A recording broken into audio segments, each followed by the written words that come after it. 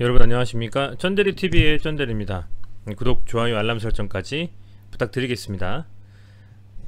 오늘 시장이 정말 공포스러울 정도의 하락을 좀 보여줬습니다. 어제 제가 영상을 찍을 때에는 인베스팅닷컴을 통해서 봤던 유럽 시장이 나쁘지 않았기 때문에 개인적인 소견으로는 미국 시장이 또 아주 크게 하락을 하지만 않는다면 반등의 가능성도 좀 있다라고 봤습니다. 다만 어제 제 영상을 꾸준히 보시고 그동안 계속 트래킹 하면서 살피셨던 분들이라면 제가 어제 말씀드렸던 게 이틀 정도를 빠질 수 있는 마지노선으로 좀 보고 있다, 이렇게 좀 말씀을 드렸었고요. 그래서 아마도 제 생각에는 오늘 그리고 내일까지 지수가 한번 밀리면 반대 매매에 나갈 물량들 다 털리고, 그 다음에 어느 정도 기술적 반등이 1차적으로는 나올 좀 가능성이 높다라고 말씀을 드렸던 부분을 아마 기억을 하실 겁니다. 우선 오늘 시원하게 정말 밀렸습니다. 정말 시원하게 밀렸고요. 그런 와중에도 그나마 몇몇 종목들은 좀 덜 밀렸는데, 이 아이디가 워낙에 그동안 많이 밀리고 조정을 받았었기 때문에 정말 상대적으로는 좀 덜 빠졌다는 느낌도 있습니다. 물론 그게 나이스하게 정말 잘 방어했다라는 것은 아닙니다만, 그래도 오늘의 시장 상황을 살펴본다면 다행이다. 왜냐하면 너무나 깊숙한 하락에 있었기 때문에 그 하락폭이 남들보다는 좀 적었다라는 거죠. 왜냐하면 워낙에 많이 빠졌으니까요.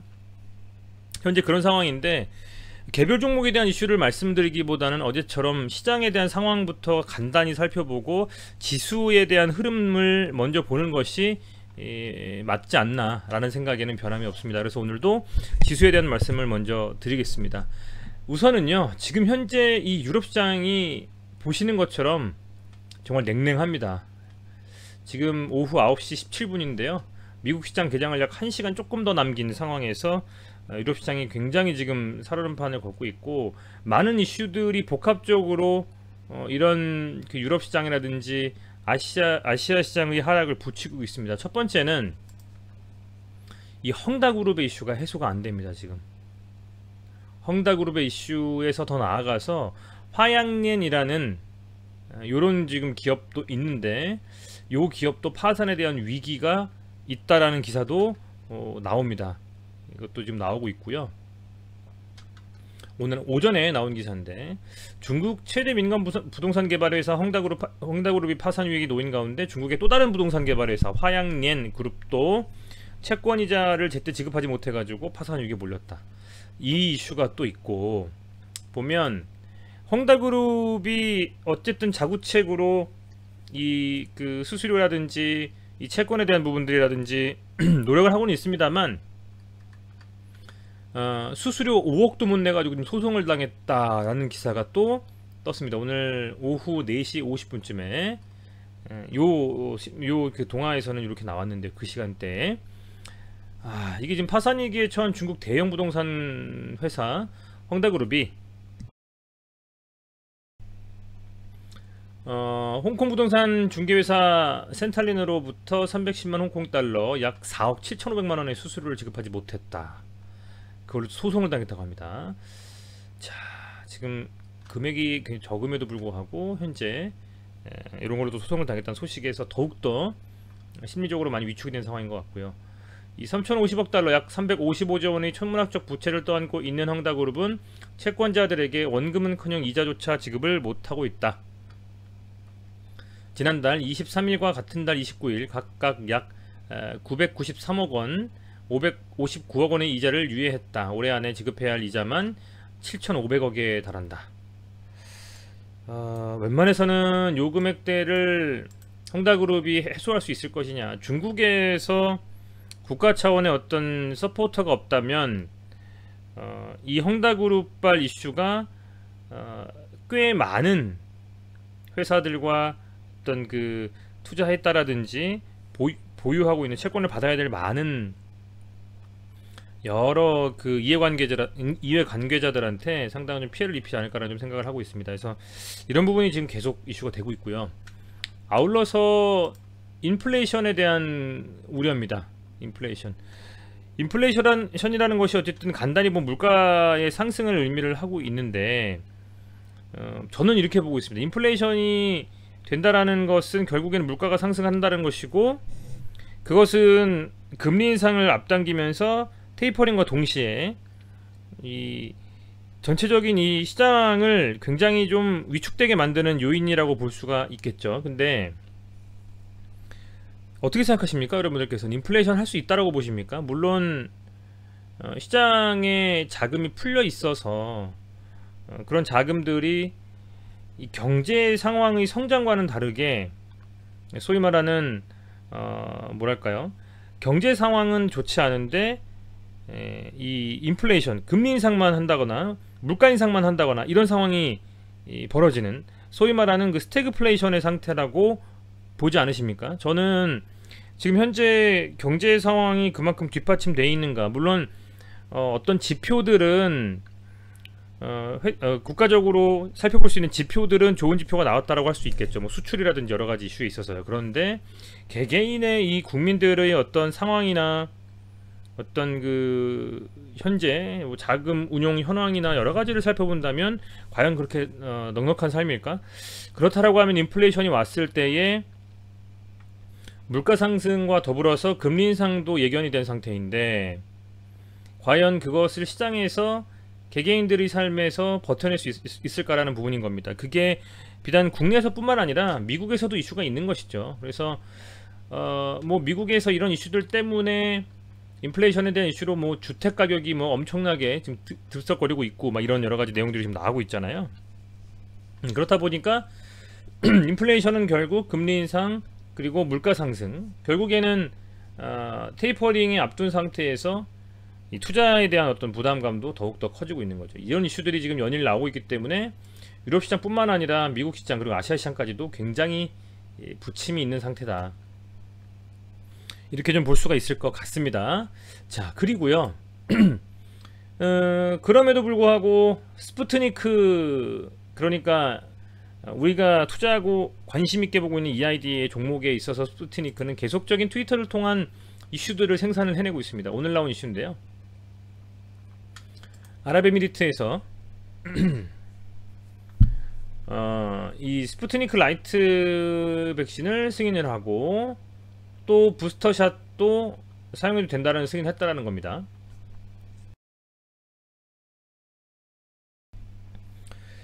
보시면 이 그 아랍에미리트까지도 이 스푸트니크 V 라이트, 스푸트니크 V 이런 백신들을 지속적으로 죄송합니다, 승인을 좀 하면서 상당히 좀 뭐랄까요, 얼마 안 남았다, 행정적인 절차만 남았다, 승인까지 이렇게 언급되었던 이 WHO와의 어떤 이런 승인에 대한 기대감은 지속적으로 현실화될 수 있는 가능성이 높아지고 있다라고 저는 생각을 하고요. 그 시점이 좀 빨리 왔으면 좋겠다라는 생각이 있습니다. 다만 좀 아쉬운 점은 시장이 괜찮고 자금이 좀 돌 때 이런 이슈가 빵빵 터진다면 상당히 좀 강하게 한번 드라이브를 걸 수가 있는데, 아시는 것처럼 시장이 완전 죽쓰고 있는 상태에서 이슈가 하나 딱 터졌다고 해가지고 계속적인 그 강한 상승의 드라이브를 걸 수가 있느냐? 그건 쉽지가 않거든요. 그래서 지금 10월 18일, 19일까지 정말 불과 며칠 안 남았습니다. 오늘이 수요일이니까요. 불과 6일 뒤면 원래 예정대로라면 기재정당에서 언급된 것을 따른다면 이 유상증자에 대한 공모 청약이 좀 시작이 되는데, 과연 흥행을 할 수 있을까? 이런 시장 상황이라면 정말 큰 호재가 있어도 갈까 말까인 상황이 아닐까라고 좀 사실 우려스럽습니다. 우려스럽고요. 그렇다 보니까 빨리 좀 시장이 반등을 하면서 그 반등이 일시적인 반등이건 아니면 추세를 좀 전환하는 바닥을 잡는 반등이건 뭔가 좀 좋은 흐름이 나와줘야만 되지 않을까. 선행지표는 스푸트니크 V 백신에 대한 승인도 승인이지만 지수가 받쳐줘야 된다는 좀 생각하고 있습니다. 그래서 여러분들께서 개별 종목을 살펴보시면서 반드시 지수를 봐야만 하는 것이, 지수가 반등을 하면서 바닥을 잡는 느낌이 딱 난다면, 거래량 터지면서 아래꼬리단 뭐 음봉이든 양봉이든 나오면서 그렇게 좀 하방에서 좀 경직성이 나와준다면 어떤 종목에 어떤 식으로 가더라도 최소한의 수익률을 확보할 수가 있겠죠. 그게 비단 이 재료가 있는, 소위 말하는 좀 테마가 있는 이런 스푸트니크 V 관련주인 EID에서만 국한된 것은 아니고요. 그런 종목들을 포함한 여러 종목들이 오늘 굉장히 많이 빠졌기 때문에 하방을 어떤 종목에서 잡아도 지수의 반등 시점과 맞물린다면 수익을 볼 수 있는 구조라는 겁니다. 그래서 그런 부분들을 참고를 하셔가지고 판단하셔야 될 것 같고요. 자, 한번 차트로 들어가 보면 우선은 잔고부터 한번 말씀을 드려볼까 해요. 거래소의 이 신용잔고가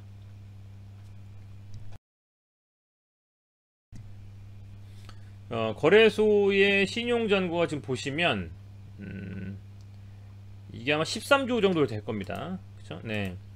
거래소 잔고가 지금 한 13조 정도 됐고 13조 3,400억 정도입니다. 잔고율은 조금씩 줄고 있죠. 줄 수밖에 없는 게 반대매매가 좀 나왔을 겁니다. 아마 반대매매가 좀 나왔을 거고요. 코스닥 같은 경우에는 신용잔고가 11조, 잔고율도 3%에서 2.98%까지 좀 많이 빠졌어요. 역시 보이시는 것처럼 잔고율도 많이 줄고 있고요. 그만큼 바닥이겠지 하고 샀던 많은 투자자들이 바닥을 못 잡고 계속 지금 밀려있기 때문에 아마 반대매매로 반대매매로 좀 이제 장 시작 전에 당한 부분이 분명히 있는 것 같습니다. 그래서 이런 시장에서는 절대적으로 신용을 써서 레버리지 물론 쓰는 것도 좋지만 이렇게 안 좋은 시장에서 바닥을 미리 예측하고 신용으로 들어간다? 굉장히 좀 위험한 행동이다라고 말씀을 드릴 수 있을 것 같고요. 한번 이번에 신용을 어느 정도는 확 한번 눌러주고 반등을 해도 하지 않을까라는 좀 생각이 좀 듭니다. 그리고 또 하나 보면, 자, 이제 이 다우산업지수가 어제 반등은 나왔어요. 여러분들 반등은 나왔지만 워낙에 이슈들이 안 좋은 이슈들만 그냥 내리 나오다 보니까 우리 시장에서 제대로 된 흐름을 가져가지 못한 부분이 분명히 있고요. 아울러서 뭐 나스닥도 그렇고 양봉을 좀 세워주면서 나름의 반등은 나왔다라는 겁니다. 지금 보시면 한 122평선 정도에서. 그런데 그런 흐름들이 우리 시장에도 적용이 좀 안 되는 것이 굉장히 좀 아쉬운 하루였다라고 좀 볼 수가 있을 것 같습니다. 자, 우리 시장으로 가면 오늘 그야말로 살벌했다라는 표현이 맞을 것 같아요. 오늘 일봉으로 보면 코스피가 2900포인트 완전 하단까지 내려와서 2908.31포인트까지 빠졌습니다. 자, 이걸 한번 월봉으로 볼까요? 주봉이 낫겠네요. 주봉으로 보더라도 하방에 지금 어떤 뭐랄까요, 이렇게 바닥이 없는, 그죠? 내리 그냥 밀려버리는 지금 그런 흐름으로 좀 가고 있는데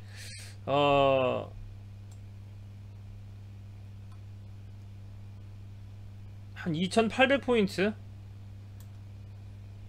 정말 완전히 밀려버린다면 2800포인트 정도까지는 찍고 반등할 수 있는 가능성도 있다. 하루 정도 내일 더 빠지고 다음날 금요일쯤에 한번 반등해주면서 장마감하는 그런 흐름이 나올 수도 있을 것 같아요. 코스피 같은 경우에는 가장 베스트는 오늘 한번 바닥 잡아주고 반등하는 게 제일 좋은데 이렇다 할 지지라인도 없는 상태이기 때문에 그렇게 본다면 현재 가능성 있는 것은 맥시멈 2800포인트 정도가 아닐까. 코스닥 같은 경우에도 지금 보면 엄청나게 밀렸잖아요. 그죠? 그야말로 정말 살벌한 하루였습니다. 오늘. 자, 보면요, 이 하락 폭이 굉장히 가파라요. 지금 이게 엄청나게 깊게 빠진 거거든요.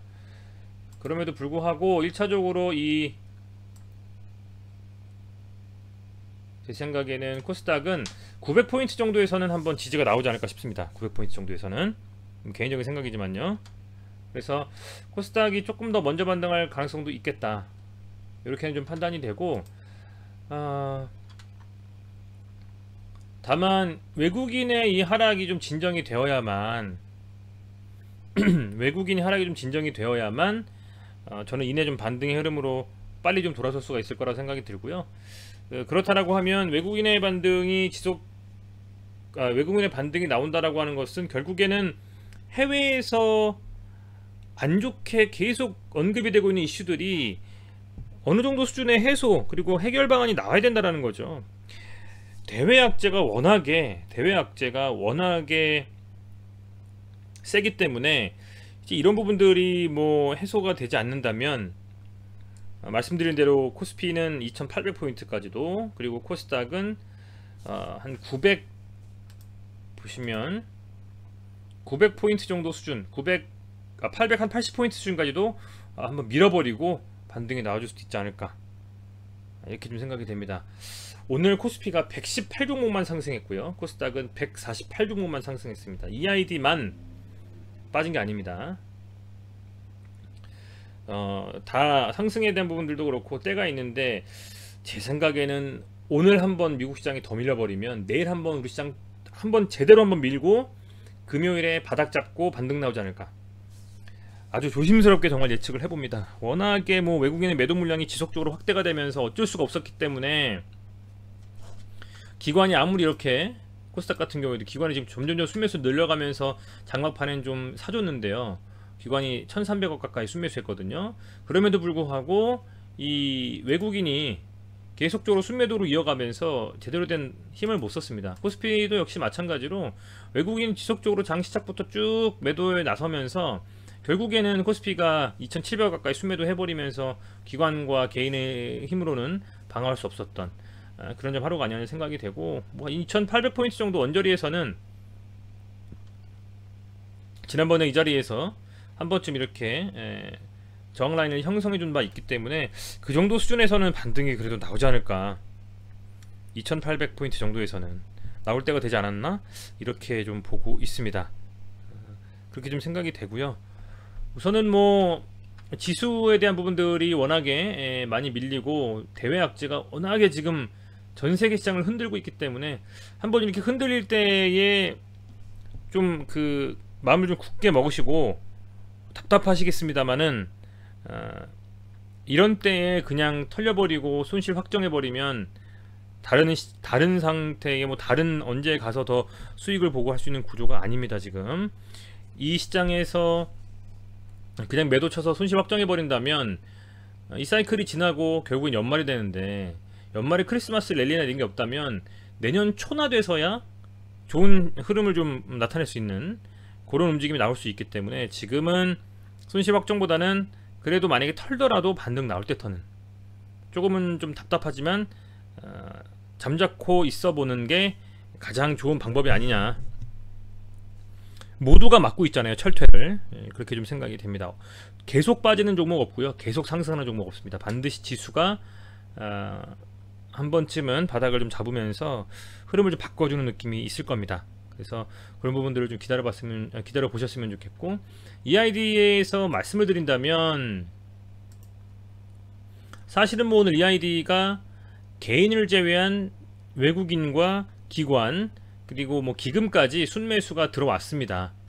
오늘 수량으로 보시면 금융투자는 계속 순매수를 좀 해주고 있고요, 좀 생뚱맞게도 보험도 좀 사줬고요, 기금은 어제 샀던 것을 메이크업하면서 오히려 더 많은 수량을 사면서 기존에 있었던 이때 샀던 이 한 6,100만원 정도보다 조금 더 실은 한 6,500만원 정도 되겠네요. 그 정도 순매수를 기록하고 있는 상황이다 라는 말씀을 드릴 수가 있을 것 같고요. 아울러서 이제 외국인이 뭐 한 1,200만원 정도, 개인은 조금 덜 이렇게 순매도를 해버리면서 어쨌든 오늘 EID가 빠지긴 빠졌어요. 근데 거래량이 실리지 않은 음봉은 신뢰하지 않는다 라는 생각에는 저는 변함이 없고요. 마지노선인 라인 기억하시죠? 302평선 왔습니다. 드디어 오늘 302평선을 찍었어요. 마이너스 3.67% 하락하면서 394원으로 마지노선인 302평선을 찍었습니다.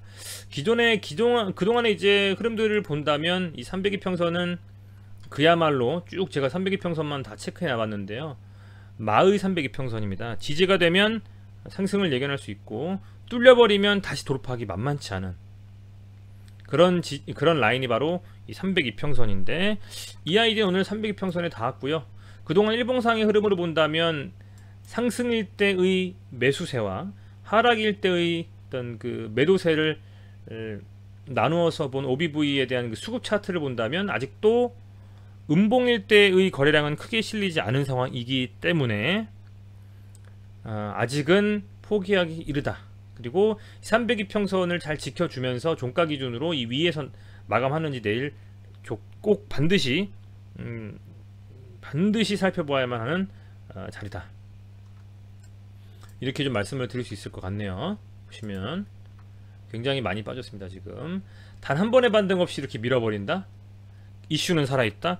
이슈가 나온다면 한 번쯤은 주목해볼 만한 흐름이 나올 것이다. 이렇게 생각하는 곳에는 저는 변함이 없습니다. 아직은요. 자, 이제 10월 18일까지 여러분들 얼마 남았습니까? 정말 조금 남았네요. 목금 그 다음에 다음 주 월요일 쉬니까 12, 13, 14, 15, 6일 그 다음 바로 7일 이렇게 7일째 되는 날이 바로 10월 18일입니다. 갑작스럽게 기재정정을 통해서 유상증자 일정을 바꾸거나 하지 않는다면 아마도 예상과 크게 다르지 않은 수준의 청약과 공모가 이루어질 텐데요. 그때까지 과연 어떤 식으로 흐름을 가져갈지 제가 계속 여러분들께 말씀드렸던 것이 영상을 찍으면서 한 종목을 꾸준히 살펴보는 게 공부하는 것이다 생각하고, 이번 영상은 최소한 구독자분들께서 워낙에 시청을 잘 해주시고 후원도 많이 해주시기 때문에 저는 이 종목에 대해서는 유상증자 청약과 가급적이면 상장까지도 한번 살펴볼 것이다 라고 말씀을 드렸고, 그 약속에 있어서는 변함이 없습니다. 그렇게 영상을 좀 찍을 거고요. 이변이 없는 한 계속적으로 영상을 좀 찍으면서 이 EID의 흐름을 살펴보도록 하겠습니다. 네, 여러분들 시청해주셔서 감사드리고요. 지수에 대한 것들을 말씀 안 드리고 EID에 대한 말씀만 드리고 싶지만, 사실상 지수에 대해서 말씀을 드리는 것이 주가를 파악하는데 지금 현재 상황으로서는 가장 중요한 하나의 키포인트이기 때문에 말씀을 드렸습니다. 네, 시청이 도움이 되셨다면 구독과 좋아요, 알람 설정, 좋은 댓글 부탁드리고요. 후원은 워낙에 지금 주가가 안 좋기 때문에 제가 말씀드리기가 굉장히 송구스럽습니다. 주가가 잘 반영이 돼서 좋은 날이 온다면 그때는 땡스라고 써있는 하트를 통한 후원 꼭 좀 부탁드리겠습니다. 네, 시청해주셔서 감사드립니다. 고맙습니다.